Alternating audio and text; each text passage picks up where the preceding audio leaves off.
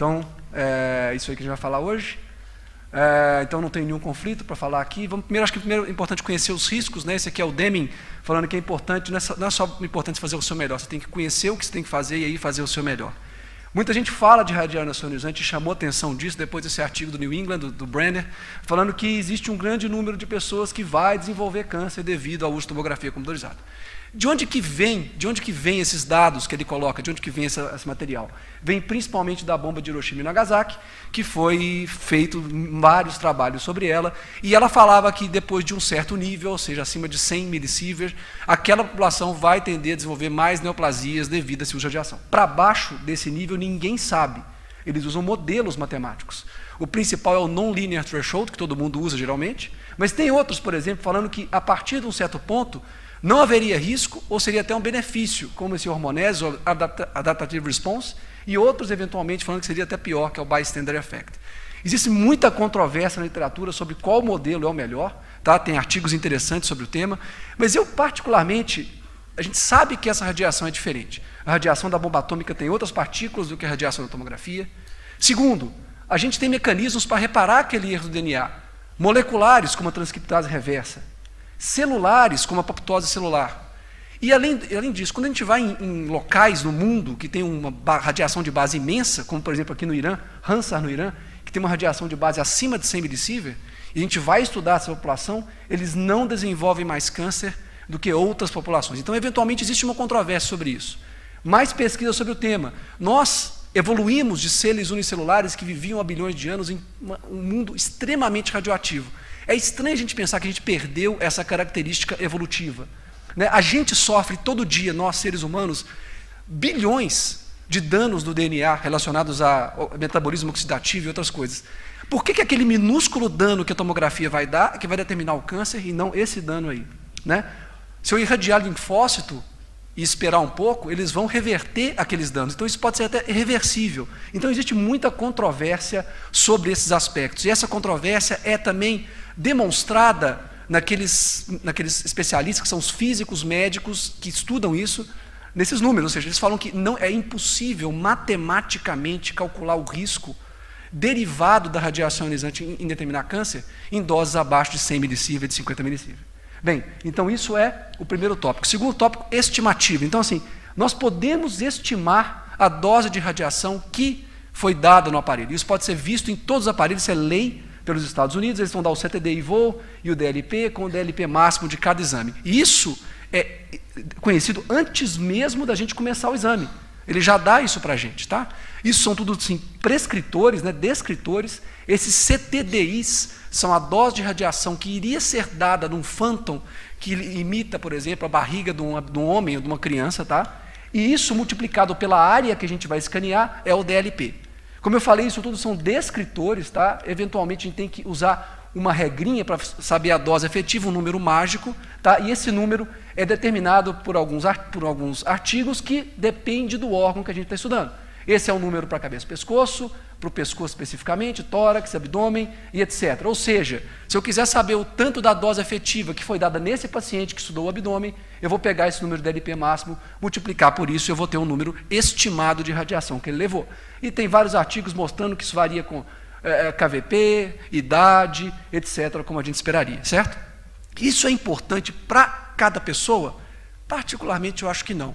Mas para uma população grande, isso é interessante. Para a gente estudar problemas como esse no nosso serviço. Por exemplo, mesmo paciente, mesmo dia, mesmo exame, fase arterial e fase venosa. Olha a diferença de ruído. Por quê? Porque, por algum motivo, o aparelho selecionou errado, colocou 32 milisievert nessa fase aqui, deu muito mais radiação. Então, eu acho muito interessante usar isso para uma população, seja hospital, seja Brasil, seja Estado de São Paulo, para identificar como nós estamos indo, por exemplo, em relação à mediana da CR ou em relação ao percentil 95 da CR. Nós fazemos isso no hospital particular, identificamos esses pacientes e selecionamos algum, por exemplo, para ver qual o erro que a gente fez. Então, isso sim, talvez seja interessante. Por isso, conhecer como calcular essas doses. Otimização é onde o radiologista entra principalmente. Então, a gente tem vários tipos de otimizar a nossa dose. Posicionamento, né, isso aí tem que ser bem posicionado para não dar uma dose errada. Usar o scout topograma, alguns artigos falam para tirar. Eu, particularmente, nos aparelhos de hoje, eu acho que isso é uma besteira, mantenham esse scout, mas escolher onde nós vamos estudar o paciente é importante. Se vamos dar só o sistema coletor, a gente pode excluir essas partes aqui. E excluindo essas partes, por exemplo, a gente tem uma dose que vai ser não utilizada no paciente de quase 3 milisievert. Pitch é interessante. O pitch, a gente pode aumentar ele até um certo ponto, para não perder a qualidade da imagem, mas tem uns aparelhos hoje em dia, de dupla fonte, que permite aumentar o pitch acima de 3. Isso é muito interessante para dose sem perda de diagnóstico, porque a gente pode fazer exames como esse, muito bonitos, usando apenas 3 milisievert, por exemplo, com pouco contraste, ou coração, por exemplo, usando menos de 1 milisievert, também com qualidade da imagem muito boa. Modulação, todo mundo usa, eu acredito, ela pode ser no eixo de corte ou em todo o sistema, dando mais radiação, por exemplo, na pelve.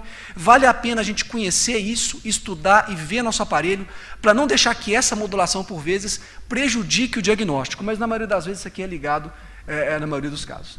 KV e MAS, existem possibilidades de estudar o KV, por exemplo, em anjo, se você reduzir o KV, você melhora, na verdade, a sua resolução de contraste, e isso poderia reduzir a dose com melhora o diagnóstico, como foi visto aqui.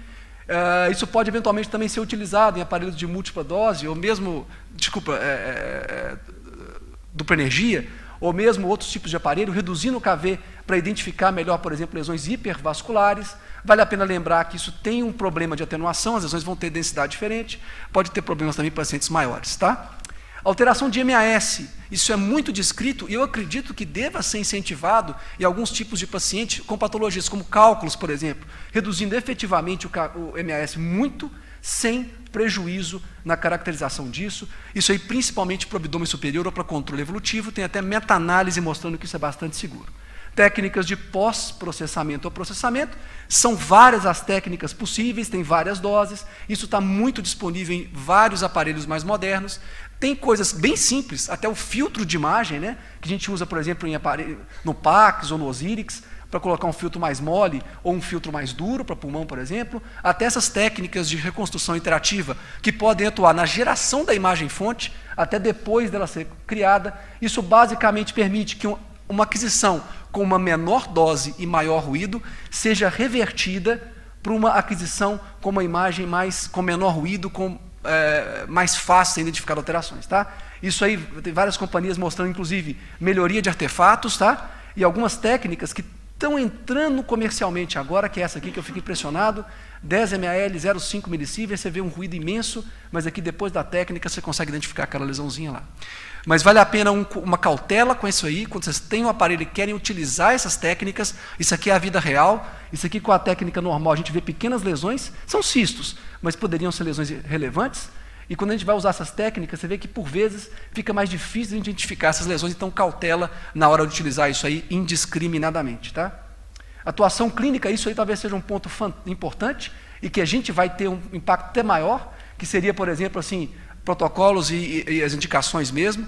Os Estados Unidos mostram isso, principalmente na fase de equilíbrio. Metade dos exames nesse estudo utilizaram fase de equilíbrio que não serviram para o diagnóstico. Então, fase de equilíbrio é um problema. Eu tenho isso diariamente no meu hospital. Uso indiscriminado da fase tardia ou de equilíbrio em exames que não seria necessário. Isso é um problema. Fase pré-contraste, isso são os autores até brasileiros da Escola Paulista, mostraram que ela não é relevante numa grande maioria dos casos. Eu, particularmente, ainda gosto de fase pré-contraste para uma grande parte dos exames. Mas que não é esse caso. O Dr. Fábio Levin apresentou apendicite. Essa menina tinha 18 anos, suspeita de apendicite, o apêndice dela é normal na fase portal. Eu não preciso de mais nada. Mas foi feita uma fase pré-contraste e uma fase tardia, dando 3 vezes a dose necessária, sem diagnóstico. Isso é o contrário disso. Para esse paciente aqui, que é cirrótico, eu preciso de todas essas fases para dar o diagnóstico. Eu não estou preocupado com radiação para ele. Ele precisa disso para ter o diagnóstico, e eu acho interessante que seja colocado. Tem vários artigos mostrando que isso aí é necessário. E esse outro aqui também. Essa menina tem 23 anos, uma lesão focal hepática vista por ultrassom, pediram uma tomografia. Essas fases são necessárias, mas olha a dose de radiação aqui nela. E a gente sabe que esse é o exame que vai ajudar, que não vai ter radiação nenhuma, que é uma ressonância com o uso do contraste hepatobiliar. Então isso é importante, a gente conhecer as indicações, tem vários guidelines para isso, eu destaco aqui o Appropriate Risk Criteria, mostrando isso aí, tem outros possíveis também, que tem várias possibilidades de a gente avaliar esse negócio. E finalmente, o último ponto é educação. Educação é fundamental, Eu acho particularmente que a educação tem que partir primariamente do radiologista, ele tem que conhecer isso e educar clínicos e pacientes, tá? Primeiro falando que não existe redução de dose, é dose correta ou necessária para dar um diagnóstico, tá bom? Então isso é importante, então educar, isso é importante. Muitos pacientes morrem de medo disso aqui, mas é incrível como eles não têm medo, por exemplo, disso, ou disso, ou mesmo disso. Isso para eles não tem risco, o risco está na radiação ionizante. Então é importante a gente educar que isso aqui não tem tanto problema. Existem várias iniciativas para isso, tá? Inclusive o Latin Safe. O Latin Safe passou agora para... Ele está gerenciado aqui em São Paulo. Eu sou atualmente o presidente do Latin Safe, então eu apresento para os senhores o site. A sociedade está dando uma enorme contribuição junto com o CIR. O site está sendo reformulado. No próximo mês o site vai ter uma nova cara, vai ter uma nova atualização e estamos precisando de ajuda de quem se interessar pelo tema para ajudar a gente a criar coisas educativas para médicos, pacientes e radiologistas. Tá? Falando ainda em educação, esses dois aqui têm mais de 10 a 15 anos. E o pessoal tem se questionado, será que esse aqui não está cansando o pessoal não? Será que a gente tem que parar de ficar mostrando isso que está chamando mais atenção para uma coisa que não tem tanta importância? Eu acho que não. Tem artigos, eu estou louco para fazer um artigo sobre isso aqui no Brasil, mostrando que a maioria dos pacientes e dos médicos não conhece os riscos, não sabe riscos, não sabe o que dá radiação ionizante, então talvez ainda seja importante uma educação para essas pessoas. Certo? Então acho que ainda a educação é importante, a gente tem que fazer parte disso, porque vários estudos mostram essa importância. E mais do que isso, ainda em educação, falar em DLP, CTDI-VO, talvez não seja tão interessante para médico e paciente, mas isso aqui talvez seja. Olha a chance de você morrer de coração ou de câncer e a chance de você morrer de radiação induzida por uma tomografia de cabeça. Ela é 32 vezes menor do que você andar na rua nos Estados Unidos. Então isso talvez faça um impacto. Era isso que eu tinha para falar. Muito obrigado aos senhores. Muito obrigado. Desculpe pelo tempo que eu usei aqui no computador.